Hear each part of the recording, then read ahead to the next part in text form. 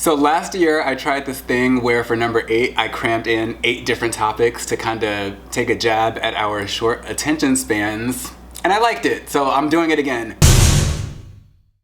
The Coldplay Kiss Cam, if you missed it somehow, was about these 2 people who were, I guess, I don't know, allegedly, I still don't really know how it was resolved, were caught on the Jumbotron looking a little snuggly, a little cuddly, and then they both had a meltdown, and seems like maybe they weren't each other's significant others. Oh, look at these 2. All right, come on, you're okay? Oh, what?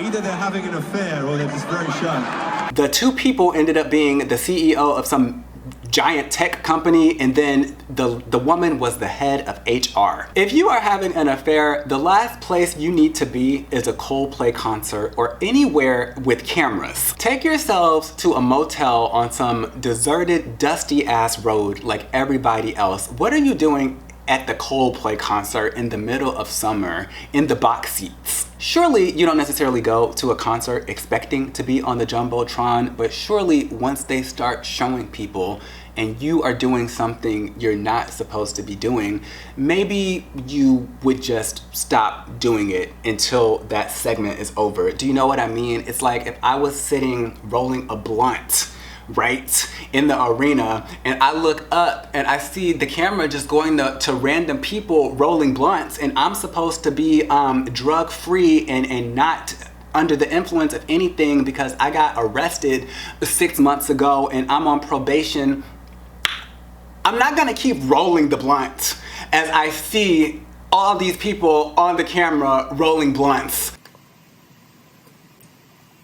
Happy 420. It's 420 in the NO. Then they get to me and it's like, oh no, the blunt wrap, oh the weed, oh the grinder, oh. Like, bitch. Does anybody like tennis? Do any of you watch tennis?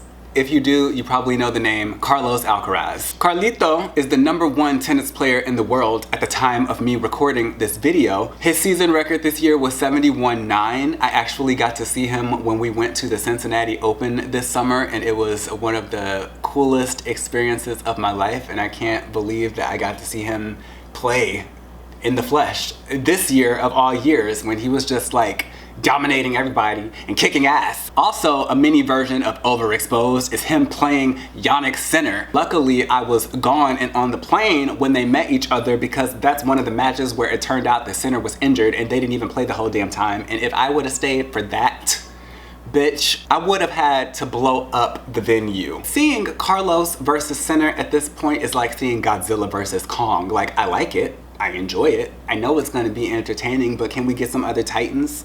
Where is Ghidorah? That being said, Carlos's complete demolition of everybody on the tennis roster, I mean, even if you don't watch tennis, you know what happens when an athlete or a pop star or an actor or anybody is having a year where they dominate. They're just all over the place. Everything he did made headline news, and the thing that really got me was that he ended up dyeing his hair after the US Open, and people acted like they had never seen anybody change their hair color before. The fan edits were out of control. The press was out of control. Can you imagine getting off of the court and you're exhausted, you just played some of the best tennis of your life, and somebody has a microphone in your face asking about the box of coloring that you decided to put on your scalp. Before that, it was even headline news that his brother botched his haircut. Because prior to this summer, he had like very luscious,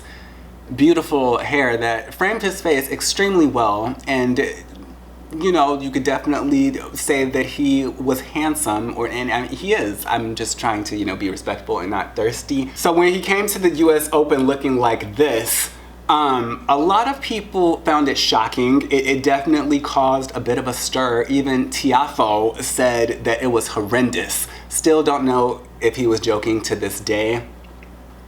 I don't think he was. To Carlos Alcaraz's new haircut. It's horrible. I'm just curious what you thought. I mean, it's definitely terrible. Carlos said that his brother gave him this botched haircut, and personally, I think he dyed his hair to distract from this and do damage control. It was all very deranged. The end of the summer was just, I felt like I was in the Twilight Zone. You just know you're that bitch. Excuse me. You just know you're that dude. I know a lot of people don't accept me because I'm so straight. When people are literally writing dissertations on your hair. K-pop Demon Hunters took over the world this year as well on Netflix. I don't know what I thought the movie was gonna be about when I heard that title, but it's definitely not what I watched. But it doesn't matter what I think because I'm clearly not the target audience. The movie ended up becoming the most watched original title in Netflix history, and it ended up getting a theatrical sing-along release. It opened to $20 million as a limited engagement and became the first Netflix movie to open at #1 at the box office. Not only that, but Golden became a giant hit, and y'all know I already talked about the damn loud ass men. No shade to these animatronic Hunter X, Audrey Nama, R-E-I-A-M-I, Huntrix, or whatever, whoever this is, they're loud as hell too.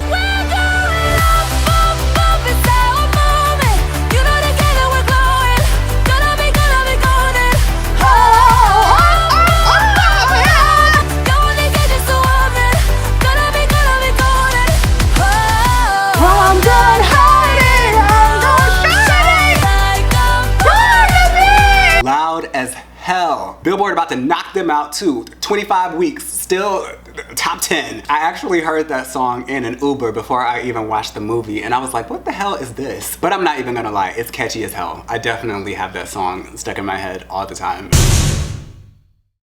Wicked got on my nerves for the second year in a row. Obviously, this was expected, and a lot of y'all told me this in the comments of last year's video because clearly the sequel was coming out. So I expected it to be a part of the pop culture discourse. What I didn't expect the discourse to be about was weight. Something is seriously wrong in Oz. Fans are zooming in into every photo like FBI agents, comparing before and after shots and asking one big question. Why does everyone suddenly look so drained, thin, and ghost level exhausted? Y'all have went from saying Ariana is a homewrecker and Cynthia is crazy to saying that nobody eats and that everyone has OD'd on Ozempic. Her jawline alone could probably cut glass, and not in a snatched way, in a very like, are you sleeping and eating kind of way. This is not what I expected at all. I don't know how many times we all have to learn collectively to stop talking about bodies and like drastic body changes. If Chadwick Boseman wasn't enough, I'm sure there's other examples, but for me and my culture, I think that was a very relevant example. People talked about how much weight he lost, and then before you knew it, he was dead and was battling cancer. What are we doing here? Why am I hearing more about weight than witches? Let's cut this shit out across the board in 2026, please. Sydney Sweeney was causing chaos with her American Eagle Good Jeans advertisement campaign. Personally, I think that this was just horrible timing. I think that if that ad would have come out in 2015, honestly, any other year, that it would have been just not even on anybody's radar. I mean, you have a stereotypical hot, white, blue-eyed blonde talking about how her genes are good. Genes are passed down from parents to offspring, often determining traits like hair color, personality, and even eye color. My genes are blue. Then she did this interview where the interview lady was trying to get her to explain herself or trying to get her to address the controversy. I don't really know what she was trying to get at, but whatever it was, Sydney was not having it. If there's an issue that I want to speak about, people will hear. Everybody on the left obviously acted like she personally constructed Buchenwald. Then the right decides to make this the face of racism and owning the libs. Typical 2025 bullshit. Then after the movies flopped, all of a sudden we're talking to People magazine and I have come to realize that my silence regarding this issue has only widened the divide, not closed it. You think? 6'7", still don't know what it is, and I'm tired of having conversations with people about what it is, and I don't think anybody really truly knows what it is except children. Because every conversation I've had with people my age, nobody knows what the hell they're talking about. What I do know is that I was doing research on Wikipedia and apparently I missed out from November 6th to 7th, Pizza Hut sold chicken wings for 67 cents each. Nobody told me about that. Domino's offered members a one-topping pizza for $6.70 when they used the promo code 67. Nobody told me about that. All I see is people moving their hands and In-N-Out getting pissed and saying that they're not even gonna put the number 67 on a ticket anymore. Teens would wait around just to hear 67 called, and then they jump into unruly 6-7 celebrations. Wikipedia is also saying that it was a song, so let's see what that's all about.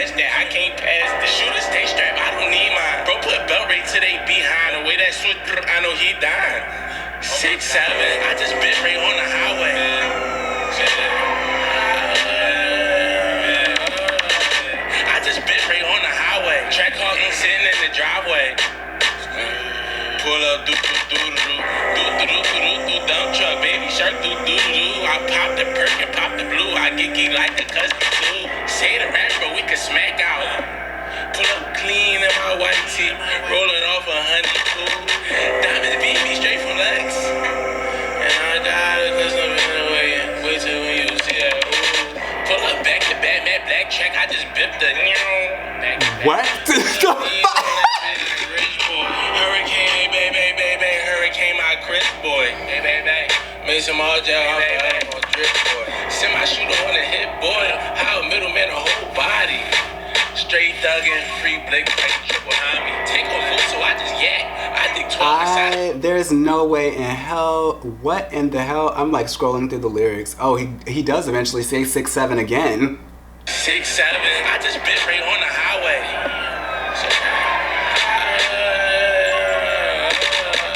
I just bit right on the highway. Track hogging sitting in the driveway. Pull up, do.